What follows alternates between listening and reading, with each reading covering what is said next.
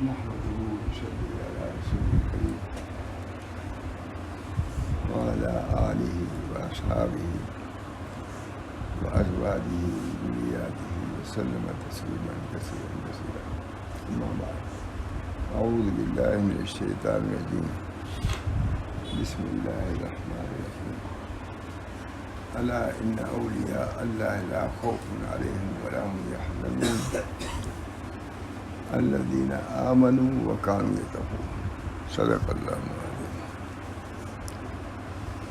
کل اسی سے سنایا تھا حضرت مولانا شاہ رسول اللہ صاحب رحمۃ اللہ علیہ کی کتاب ہمارے در کے لیے لکھا ہے.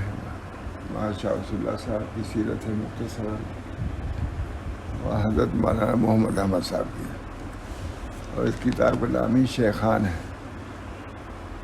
جیسے مدرسے میں شیخان امام بخاری امام مسلم کہتے ہیں، تو خانقاہ میں امام شیخ مولانا شاہ رسول اللہ صاحب امام محمد احمد صاحب ہمارے یہاں شیخان جب کہا جائے تو مطلب یہی ہوتا ہے مولانا شاہ رسول اللہ صاحب اور امام محمد احمد صاحب.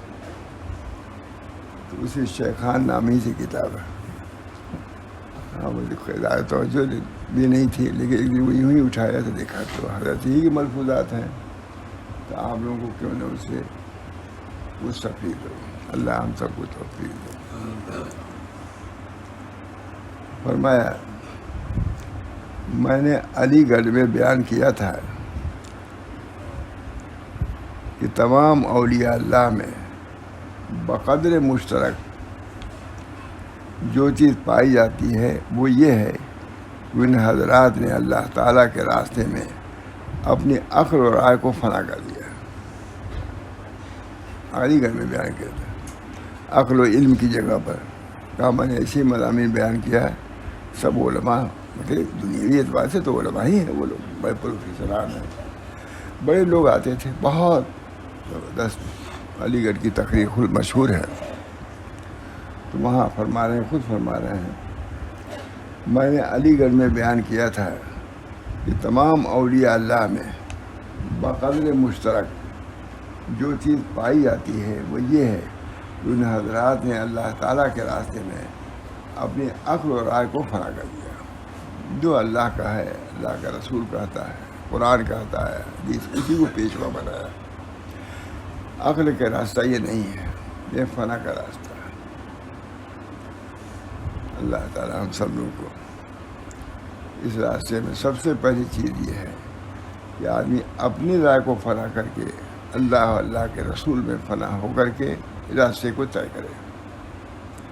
آج یہ چیزیں ایسی ہیں کہ اپنے عقل و رائے سے اس راستے کو بھی طے کرنا چاہتے ہیں، نہیں ہوگا.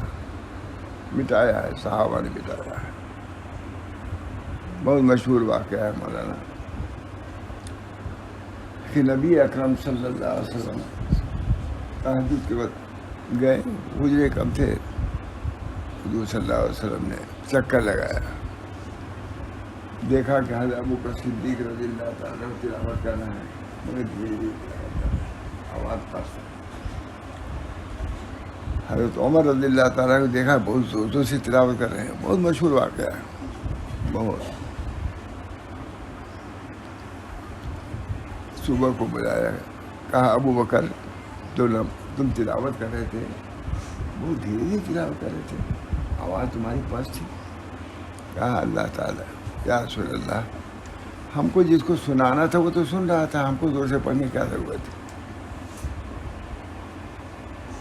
جس کو اللہ کو سنانا ہے دھیرے دھیرے سننا پڑھنا سب کافی اس کے لیے.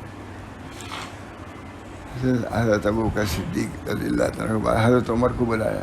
کہا عمر تم بہت زور زور تلاوت کر رہے تھے بھائی، بڑی آواز، بلند آواز سے. کہا حضور میں شیطان کو بھگا رہا تھا، اپنے نیند کو دور کر رہا تھا اور شیطان کو بھگا رہا تھا. اس وقت زور سے تلاوت کر رہا تھا کہ شیطان بھاگ جائے. کہا تم دونوں کی نیت ٹھیک ہے، لیکن اپنی نیت پر نہ رہو. ابوبکر صدیق سے کہا تم آواز میں ذات بلندی پیدا کرو، اور ان سے کہا تھا ایسا آواز میں پستی اختیار کرو. یہ بنیاد ہے مولانا، دین کی بنیاد ہے، تصوف کی بنیاد ہے. اس پر ہمارے مشائخ میں سے کہا کسی نے کہ حضور کو گوارا نہیں ہوا کہ اپنی رائے پر ہی رہ کے کام کرے دین کا، اس کو بھی نبی کی مطابقت میں تم کو کرنا ہوگا، ترقی کرو گا نہیں کی جاؤ گے، ابو بکر صدیق کرو گے۔ تمہاری رائے کیا ہے؟ ابو بکر صدیق سے کہا تم اپنی آواز کو ذرا اونچی کرو، اور ان سے کہا اپنی آواز کو ذرا پست کرو۔ دونوں کو ان کے حال پر رہنے نہیں دیا، اپنے حال پر لے آیا۔ سمجھے آپ نے؟ بہت بڑھیا۔ چشتیہ ہے، نقش بندیہ ہے، یہ 4 سلسلے ہیں نا، چشتیہ، نقش بندیہ، قادریہ، اور کون ہے؟ سہروردی۔ وہ نہیں کہا، حضرت عباد سہروردی نے یہ کہا کہ حضور کو گوارا نہیں ہوا کہ کوئی اپنی رائے سے اس راستے میں کام کرے۔ حضور صلی اللہ علیہ وسلم اپنے راستے پر لے آئے کہ تم آواز کو بلند کرو۔ ابو بکر شیخان ہے، اس شیخانہ میں یہ بھی کہا نا، ابو بکر صدیق یہ شیخان ہے۔ حدیث میں کون شیخان ہے؟ امام بخاری، امام مسلم۔ صحابہ میں شیخان کون ہیں؟ ابو بکر صدیق، حضرت عمر۔ یہاں شیخان کون ہیں؟ ماشاء رسول اللہ صاحب، امام عمر صاحب۔ دونوں کو اپنے حال پر رہنے دیا۔ علی گڑھ نے کہا، چونکہ دیکھا کہ یہاں رائے عقل بہت ہے، اولاً تو جا کر کے خاموش بیٹھے رہے مسجد میں، علی گڑھ جب میں خاموش، کہا میں کیا بولوں یہاں، یہ تو علم اور فن کی جگہ ہے، علم اور معرفت کی جگہ ہے، میں یہاں کیا بولوں۔ میں خاموشی اختیار کیا کہ یہاں یہ چیز نہیں ہے، اس وجہ سے خاموشی، پوری مسجد خاموش بیٹھے رہے، ماشاء اللہ، پوری مسجد تمام پروفیسران، تمام دنیا سب خاموش۔ خاموشی مانی، پھر شعر پڑھا، خاموشی مانی عدالت کی در گفتن نمی آئے۔ خاموشی وہ چیز ہے کہ جو کہنے میں وہ بات نہیں آ سکتی۔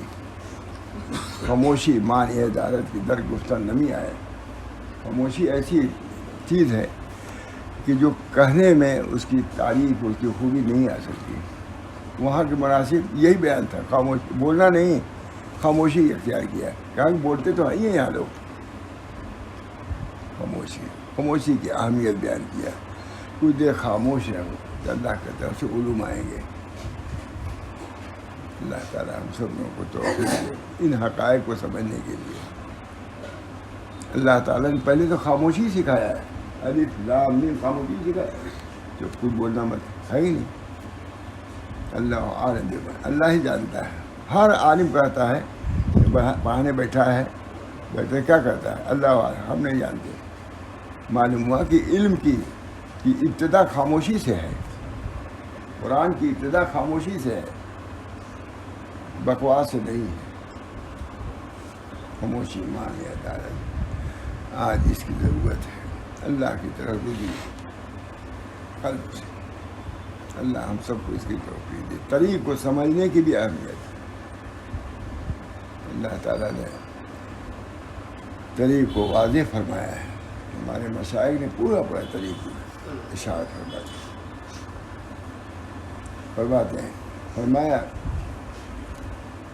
میں نے علی گڑھ میں، بہت طویل ہو جائے گا، میں نے علی گڑھ میں بیان کیا تھا کہ تمام اولیاء اللہ میں بطور قدر مشترک جو چیز پائی جاتی ہے وہ یہ ہے کہ ان حضرات نے اللہ تعالیٰ کے راستے میں اپنی عقل و رائے کو فنا کر دیا اللہ کے راستے میں، اور رسول اللہ صلی اللہ علیہ وسلم کو مطاع اور مقتدا اور پیش رو مان کر اپنے کو ہر معاملے میں ان کا مقلد بنا دیا۔ یہ طریق ان حضرات نے اللہ تعالیٰ کے راستے میں اپنی عقل و رائے کو فنا کر دیا، اور رسول اللہ صلی اللہ علیہ وسلم کو مطاع و مقتدا اور پیش رو مان کر اپنے کو ہر معاملے میں ان کا مقلد اور پسرو ہونا عملاً ثابت کر دیا۔ وہاں کے مناسب جان چنانچہ اس راہ میں جس کو جو ملا ہے اسی کے برکت سے ملا ہے۔ فنا اللہ کی راہ جو نصیب آفتاب اندر جہاں واقع کسے گویا ذکر مصطفیٰ اندر جہاں مانگا کسے گویا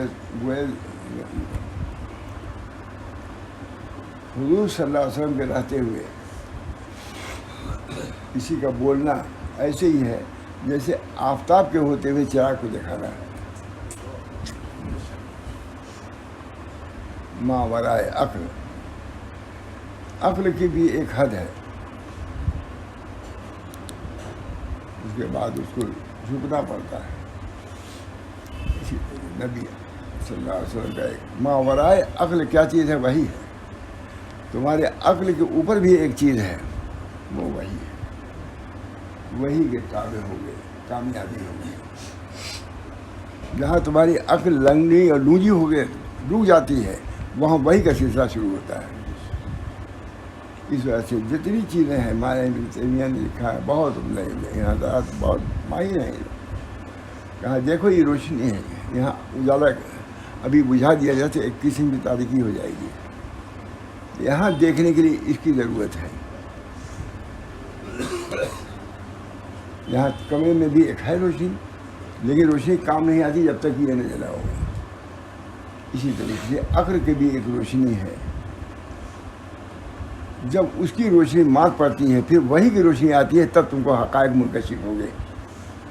حقائق کا انکشاف وہی کی روشنی میں ہے، عقل کی روشنی میں نہیں ہے. انبیاء علیہ الصلوۃ والسلام آتے ہیں. حقائق کا علم اور حقائق کی معرفت نور وحی سے ہوتی ہے، نور عقل سے نہیں. نور چشم محدود ہے، اس کی محتاج ہے. اسی طرح نور عقل محدود ہے، نور وحی کی ضرورت ہے، بغیر اس کے سمجھ میں نہیں آئے گی. علامہ ابن قیم نے بیان کیا ہے، بہت زبردست بیان ہے، توڑ دیا قلم. بہت بڑے آدمی تھے علامہ ابن قیم. تم کیا سمجھو گے؟ پائے 24 معلوم لکھتے ہیں کہ عقل کی کرسی ایسی ہے جو 24 لکڑی کا یہ ہے، ٹوٹ بھی سکتا ہے. اور عقل جو وہی کے ساتھ ہے وہ کہیں رکنے سے بڑھتی جائے گی.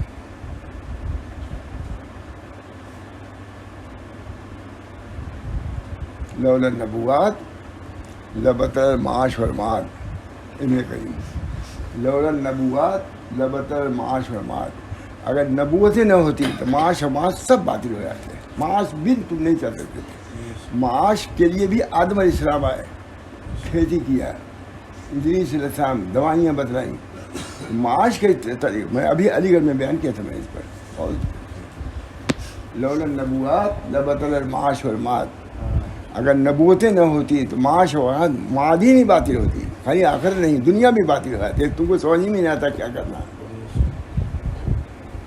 لولا النبوات، یہ علامہ ابن قیم کیا ہوا. لولا النبوات لبطل المعاش والمعاد. میں نے کہا کہ اس پورے یونیورسٹی کی بنیاد معاش کے روپ پر ہے. اس کو نبوات سے ملانا ہوگا تب فرا پائے گی. معلوم ہے بیان کیا تھا نہیں؟ لولا النبوات لبطل المعاش والمعاد. اگر نبوتیں نہ ہوتی تو معاش معاد ہی نہیں، معاش بھی باطل ہو جائے گا.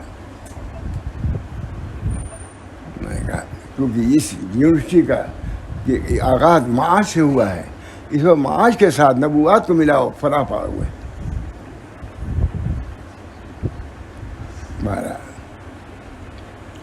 اپنے رسول اللہ صلی اللہ علیہ وسلم کو مطاع اور مقتدا اور پیشرو مان کر اپنے کو ہر معاملے میں ان کا مقلد اور پسرو ہونا عملاً ثابت کر دیا. چنانچہ اس راہ میں جس کو جو ملا ہے اسی کے برکت سے ملا ہے، جس نے فرق کیا ہے حضور کے علم میں. اسی لیے میں نے بیان کیا تھا کہ مشائخ مستقل نہیں ہوا کرتے. مشائخ بھی اپنے جی سے کچھ نہیں کر سکتے، بلکہ وہ رسول اللہ صلی اللہ علیہ وسلم کے تابع ہیں. اسی لیے جو ولی استقلال کا دعویٰ کرے وہ ولی نہیں ہے، سب پسرو ہے، نبی کے پیچھے چل رہا ہے. اگر اس پسروی کو چھوڑے گا باطل ہو جائے گا. علماء نے اسی کو کتاب میں لکھ دیا ہے اور اس کو سمجھانے کی پوری کوشش فرمائی ہے. چنانچہ شرائع میں ولی کی تعریف یوں فرمائی ہے، پڑھاتے ہیں پوری سنیا آ گیا. والعارف باللہ. ولی کون ہے؟ عارف باللہ. والعارف باللہ تعالی وصفاتہ حسب ما یمکن. ولی وہ شخص ہے جو اللہ تعالیٰ کی ذات اور صفات کا بقدر امکان عارف ہو، بقدر امکان.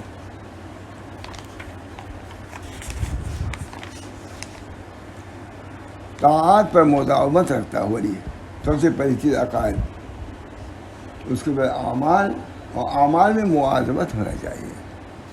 نہیں آج کیا 10 دن چھوڑ دیا، کوئی اس کے معمولی نہیں.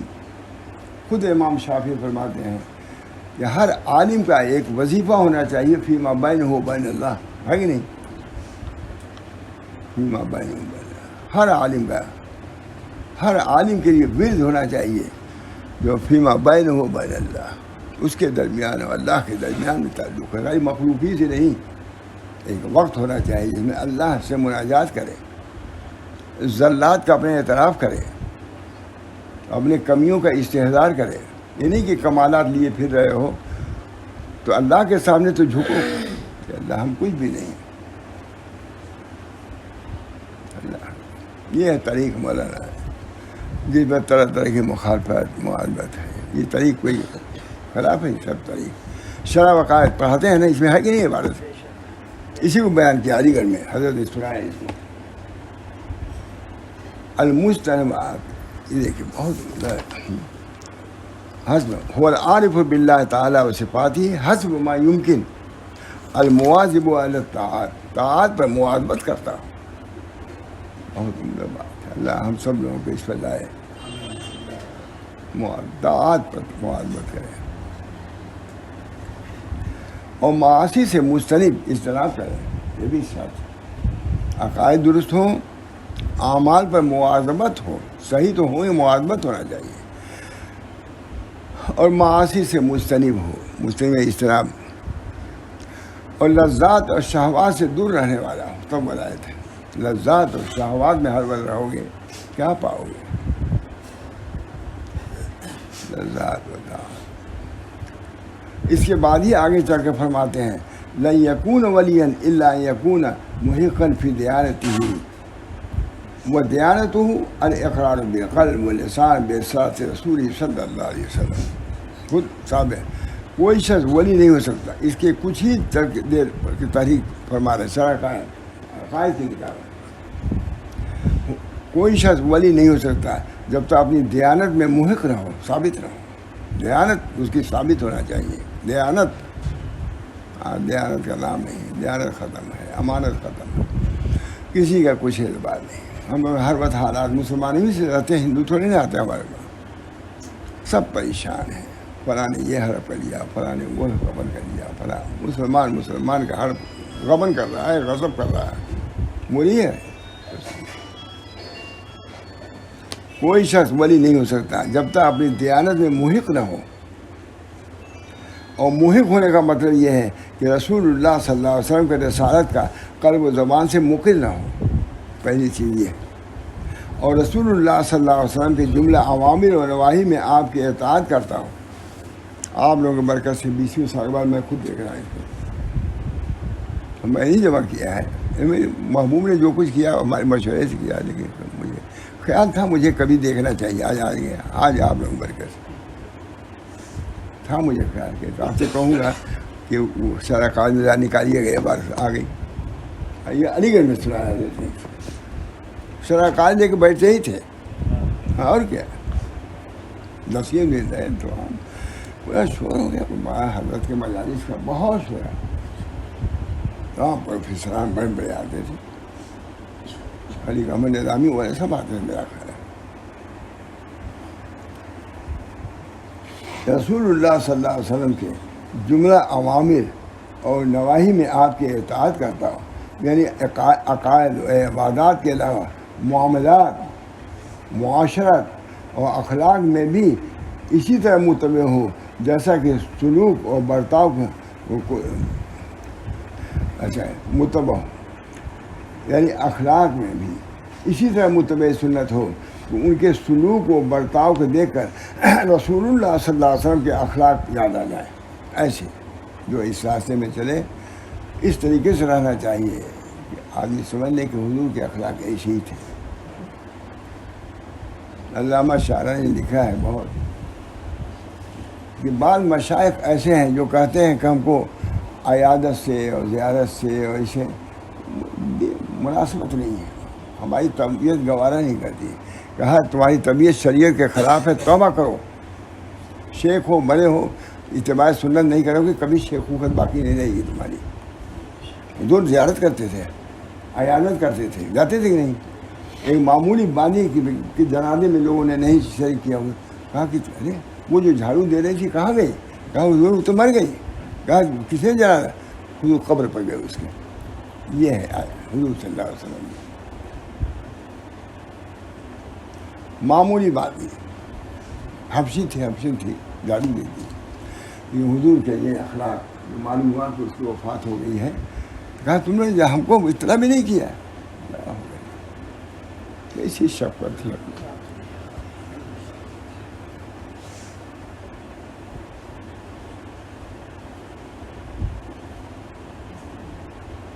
ایک صاحبہ آئی وہی وہ کانپنے لگی کسی بات پر. کہا کیوں کانپ رہی ہے؟ یا مسکینہ نہیں کہ بس سکینہ, اے مسکینہ سکینہ کو اختیار کرو. میں وہی ہوں کہ خشک روٹیوں کو بکریاں چرایا کرتا تھا. یہ حضور کی سیرت. یاد کیا اپنی سیرت کو کہ میں کیا تھا کیا ہو گیا, اللہ نے کیا کر دیا. میں وہی ہوں جو خشک روٹیوں ہے. کوئی سیرت پتہ بھی نہیں. بڑائی تو ہے, خوب بڑائی اختیار کرو. میرے دوستو چھوٹے بننے میں ترقی ہے. من تواضع للہ رفعہ اللہ. آپ کسی چیز پر کبر نہیں کر سکتے, نہ اپنے علم پر, نہ اپنی عبادت پر, نہ اپنے مال پر, نہ اپنے حسن پر, نہ اپنے نسب پر. کبر کا کوئی نام و نشانی نہیں اسلام میں. اللہ اکبر کہہ کے نفی کر دیا. اللہ ہی سب سے بڑا ہے. یہ ہمارا طریق یہی ہے.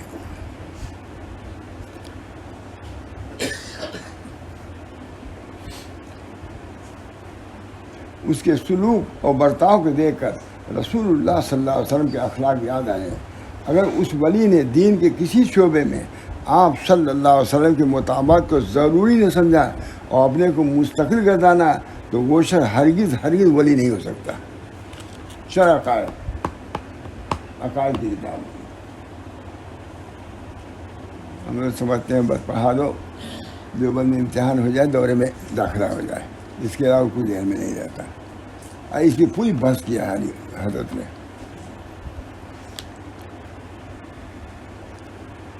پہلے کے تمام بزرگان دین جو اہل طریقت کہلاتے ہیں وہ اہل شریعت بھی ہوا کرتے تھے. خلاف پیغمبر کثیر اہل ہرگز بمندی لخواہ رسید. مپندار سادی کی راہ صفا تمہا رفت جد بر پے مصطفیٰ. اے سادی نہ سمجھو کہ راہ صفا بغیر حضور کے راستے کے نہیں پا سکتے. راہ صفا حضور کا راستہ ہے. دوسروں کا راستہ راہ کبر ہے, نہیں پاؤ گے. نیز شیخ عبد الگنگوہی اپنے مکتوبات میں فرماتے ہیں ہر کی در راہ محمد رہن یاب تا ابد گردے ادی درگاہ نیاب. جس کو حضور صلی اللہ علیہ وسلم کا راستہ نہ ملا وہ درگاہ خداوندی کا گرد بھی نہیں پائے. وہ درگاہ خداوندی کا گرد بھی نہیں پائے گا. کون کا سیدنا عبد القدوس گنگوہی جانتے بھی نہیں اس کو معلوم کرنے کی فکر ہے. حضور کی کیا سیرت. اللہ ہم سب لوگوں کو توفیق دے. کہ اپنی نفی ہے مسئلہ, اپنا اس بات نہیں, اپنی نفی. نیز حضرت قاضی ثناء اللہ پانی پتی جو اپنے زمانے کے مفسر, محدث, فقیہ, متکلم, صوفی سبھی کچھ تھے. کتاب مال بزرگ لکھتے ہیں خیال نہ باعث کیا کہ حقیقت خلاف شریعت ہے. یہ خیال نہ کریں. فقہ کتاب ہے پڑھائی بھی جاتی ہے لیکن آخر میں کتاب الاحسان لکھا ہے انہوں نے. خیال نہیں کرنا چاہیے کہ حقیقت شریعت کے خلاف ہے. تصوف شریعت کے خلاف نہیں ہے. یہ جہل و کفر ہے. شریعت اور حقیقت اور سب حقیقت شریعت میں داخل ہے. شریعت میں طریقت بھی داخل ہے اور حقیقت بھی داخل ہے. اگر دونوں کو الگ کرو گے کچھ نہیں رہ جاؤ گے, کچھ سمجھ دو.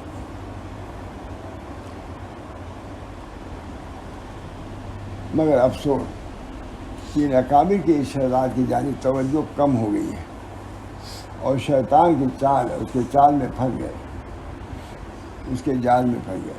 پر شریعت کی جو عظمت ہونی چاہیے عوام تو عام بہت سے اہل قلوب کے دلوں سے نکل گئی. شریعت اصل چیز ہے.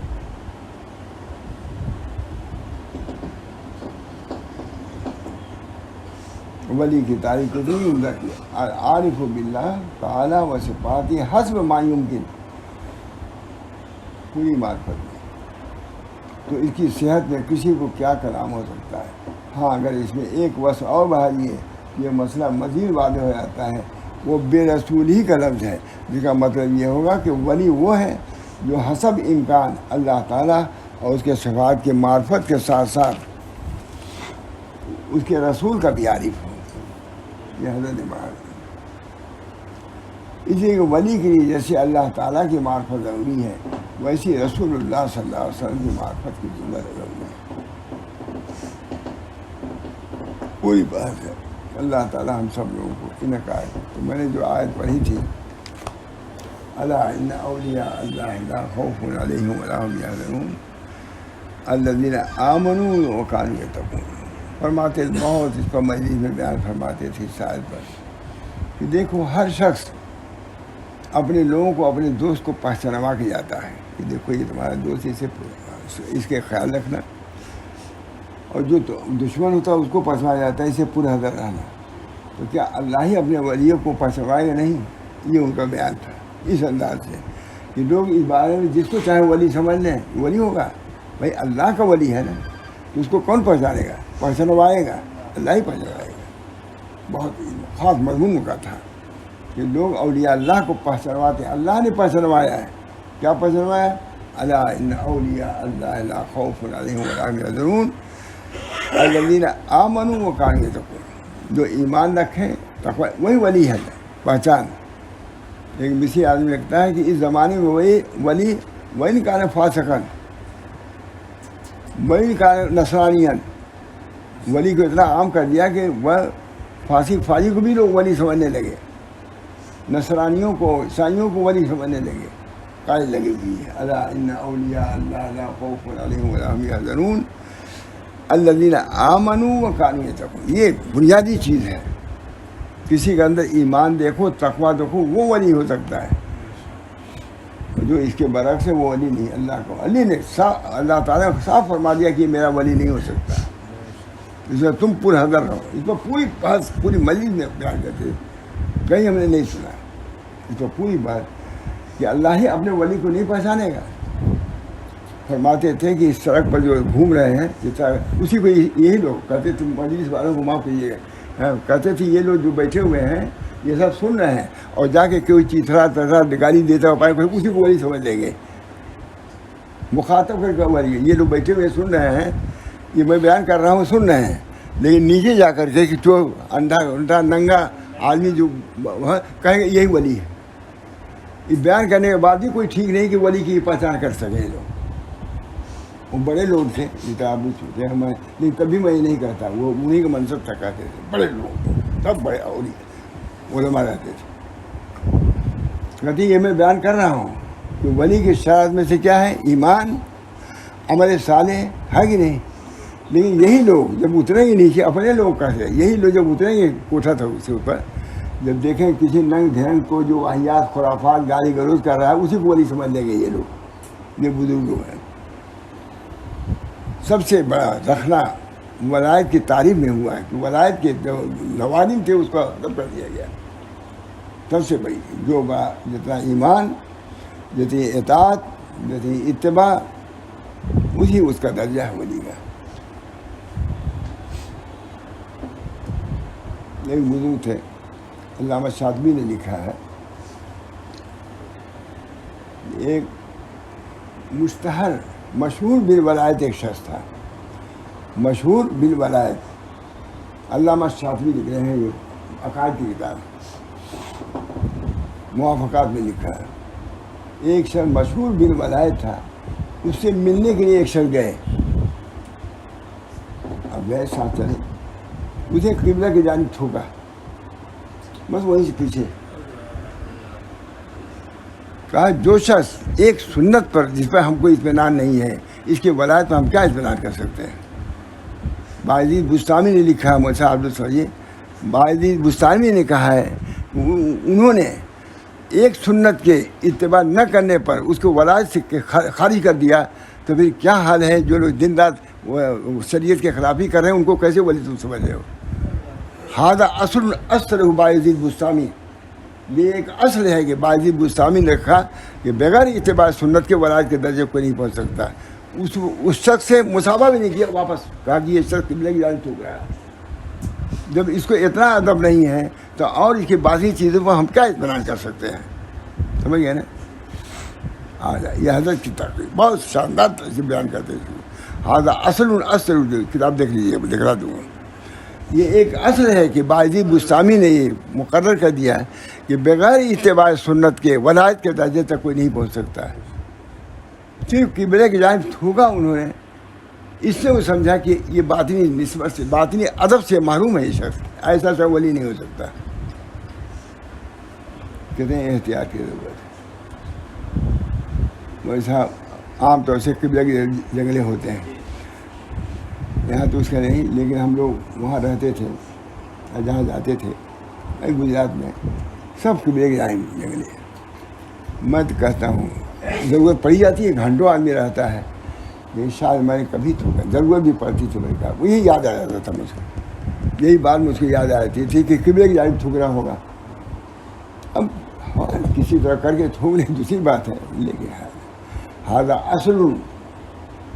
اصل باعزید بستانی، یہ ایک اصل ہے، طریق ہے کہ بغیر اتباع سنت کے کوئی ولایت کے مقام تک نہیں پہنچ سکتا. کون کہہ رہا باعزید بستانی؟ بزرگوں کی سرکار. اللہ تعالیٰ ہم سب لوگوں کی اتباع سنت کی توفیق عطا. بہت بڑی دولت ہے اتباع سنت. ہمارے بزرگوں نے بہت اہتمام کیا ہے، احتیاط کیا ہے، اس کا انتظام کیا ہے، سونے میں، اٹھنے میں، بیٹھنے میں. اتباع سنت بہت اہتمام کیا ہے. ماں گنگوئی وغیرہ. اب یہ تو نہیں ہے، حضرت حاجی امداد اللہ صاحب کبھی پیر نہیں پھیلاتے تھے. کسی نے کہا حضرت آپ پیر نہیں پھیلاتے سونے میں؟ پیر کہا کوئی آقا کے سامنے پیر پھیلاتا ہے؟ آقا میرا دیکھ رہا ہے مجھ کو. اچھا جو ہمارے جد امجد ہے نا، آقا کے سامنے کوئی پیر نہیں. اللہ تعالیٰ حضرت حاجی امداد بہت بڑے شخص، متبع سنت، اصطلاحی عالم بھی نہیں تھے، لیکن اصطلاحی عالم کہتے ہیں ان سے بیٹھ تھے، دست گرفتہ تھے. اتباع سنت بہت بڑی. حضرت خواجہ بہاء الدین سے کسی نے کہا کہ حضرت آپ کے لیے کوئی کرامت ہے؟ کہا بہاء الدین کی ایک کم کرامت ہے کہ باوجود اتنی معاصی کی زمین پہ چل رہا ہے اور زمین اس کو نگل نہیں لیتی. یہ طریق مولانا، یہ طریق جس سے ہم لوگ بالکل انانیت، غرور، دعویٰ اسی میں پڑے ہوئے ہیں. ایک سے یہیں آیا بیٹھا خالی اپنا دعویٰ. میں نے کہا کبھی یہ چھوٹا ہے یہاں تو انانیت کو توڑنا ہے مجھے. انانیت کیا چیز ہے؟ انانیت میں تو نام و نشان مٹا بیٹھا، شہرا میرا اڑا دیا کسی نے. اللہ تعالیٰ ہم سب لوگوں کو اس طریق کو سمجھنے کی توفیق دے. میں اس طریق کے لیے بیٹھا، چاہے خود عامل نہیں ہو لیکن طریق واضح تب. میں تو نام و نشان مٹا بیٹھا، شہرا میرا اڑا دیا. اپنے کرامات کو کیا بیان کرتے ہوں؟ کس کا ہے؟ مشائخ نقشبندیہ کا اصل بول رہا ہے کہ بہاء الدین کی ایک کم کرامت ہے کہ باوجود اتنے معاصی گناہوں کے چل پھر رہا ہے اور زمین اس کو نگل نہیں لیتی. شیخ سے پوچھا کسی نے، آپ کا کوئی خادم ہے، کوئی غلام ہے؟ کہا خادم کے لیے مخدومیت کی شان نہیں ہونی چاہیے. میں تو خود خادم ہوں، میرا کیا خادم کوئی ہوگا. غلام کے لیے آقائیت زیب نہیں دیتی. غلام جب ہے تو پھر آقا کیا ہے؟ یہ ہے طریق مولانا. ہم کو بھی چلنا ہے اسی پر، آپ کو بھی چلنا ہے. ہم اپنے اولاد کو بھی کہتے ہیں، ان کو بھی کہتے ہی رہتے ہیں.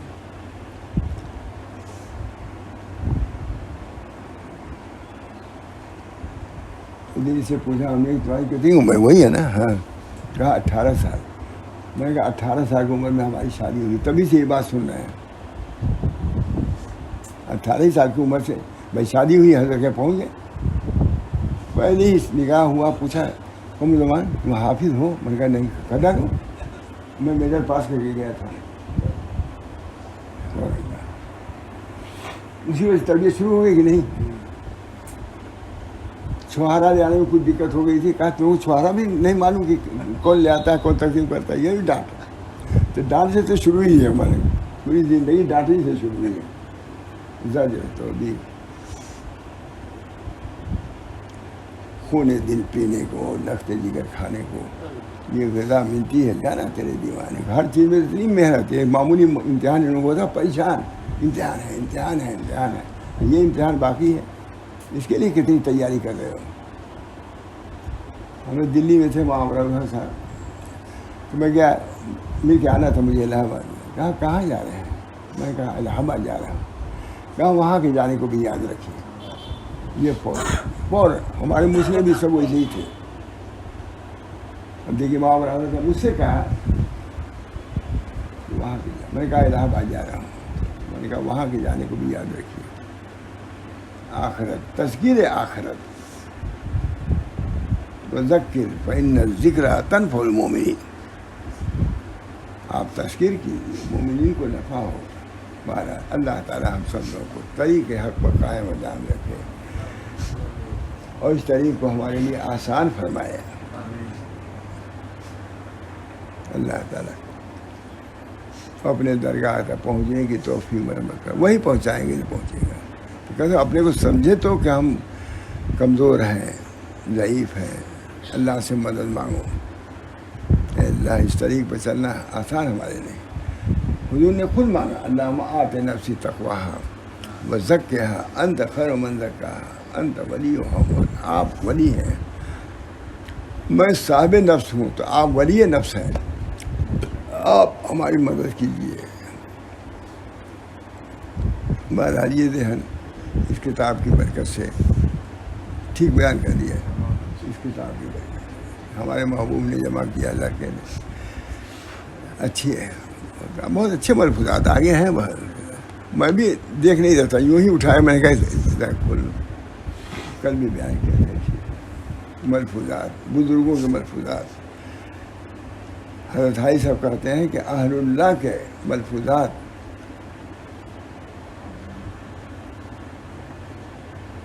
نامرد کو مرد اور مرد کو شیر مرد بنا دیتے ہیں. یہ بہت حضرت حاجی صاحب کا جملہ حضرت خود نقل کرتے تھے. سنا دیا؟ ٹھیک سنائے نا. نامرد کو مرد اور مرد کو شیر مرد بنا دیتے ہیں. یہ ملفوظات حضرت حاجی صاحب کو جملہ بہت سنا دیتے ہیں. بہت دنوں بعد ہم نے سنا دیا. آج بہت دنوں بعد نامرد کو مرد اور مرد کو شیر مرد بناتے ہیں ملفوظات. بس دعا کیجیے اللہم صلی علی سیدنا محمد. اللہ تعالیٰ یہ ملفوظات، یہ فرمودات جو سنائے جا رہے ہیں، اللہ مجھے بھی عمل کی توفیق دے، میرے اہل و عیال کو بھی توفیق دے، عمل کی توفیق دے. اور جو لوگ بھی سنتے ہیں اللہ تعالیٰ ان سب کو طریق کو واضح فرمائیے اور پر چلانا آسان فرما دیجیے. ساری دنیا جب تک اس طریق پر نہیں آئے گی عافیت نہیں مل سکتی. یہ اتنے خاص تصوف ہے، یہ نہیں ہے کسی شیخ. طریق تو عام ہے، یہ طریق عام بیان کیا نہیں. اللہ تعالیٰ نے ماتانی کے یہ طریق خداوندی ہے، طریق الہی، طریق رسول نبی ہے. اللہ تعالیٰ ہم سب کو اس پر چلنے کی توفیق دے. اللہ تعالیٰ ہر قسم کی عافیت عطا فرمائے، سہولت عطا فرمائے. اللہ تعالیٰ ہمارے سب کے لیے آسان فرما دے. ربنا تقبل منا انک انت السمیع العلیم برحمتک یا ارحم الراحمین بحرمت سید نبی کریم صلی اللہ تعالیٰ علیہ وسلم.